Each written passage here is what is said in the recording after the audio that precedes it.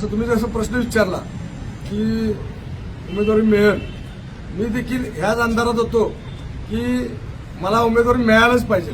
कारण की एकनाथ शिंदे साहेबांचा एकमेव नगरसेवक जर कोल्हापुरात कोण असेल तर एकमेव नगरसेवक राहुल सुभाष चव्हाण हे शिवसेनेचे एकमेव नगरसेवक एकनाथ शिंदे साहेबांबरोबर पहिल्यापासून ठामपणे पाठीशी उभा राहिले आहेत. आणि अचानक माझ्यावर एक स्टँडिंग नगरसेवकाचं तिकीट कट होतंय, म्हणजे माझा गाळा कापल्यासारखं केलेला आहे इथे.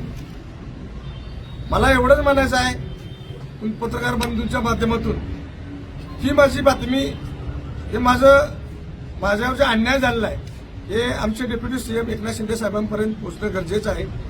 खरं साहेबांची काय माहीत आहे का नाही माहीत आहे मला माहीत नाही, खरं हे साहेबांपर्यंत पोहोचण्याचं गरजेचं आहे. कारण साहेबांचं कायम शिवसैनिकांना न्याय आहे. आणि एका स्टँडिंग नगरसेवकाला तुम्ही जर न्याय देऊ शकत नसाल साहेब तरी आमचं दुर्दैव आहे. मला अपेक्षा आहे हे तुमच्या माध्यमातून साहेबांपर्यंत जेव्हा ही बातमी जाईल तर मला न्याय मिळेल.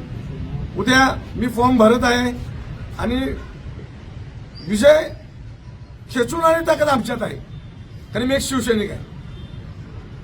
सगळ्या जनतेचा आशीर्वाद ताकद माझ्या पाठीशी आहे. मला एवढंच अपेक्षित आहे की मला न्याय मिळावा. हे आहे गोकुळचं श्रीखंड, अगदी जिभेवर रेंगाळणार. जिभेवरच नाही तर मनावरही रेंगाळणार. गोकुळ श्रीखंड, मनावर रेंगाळणार.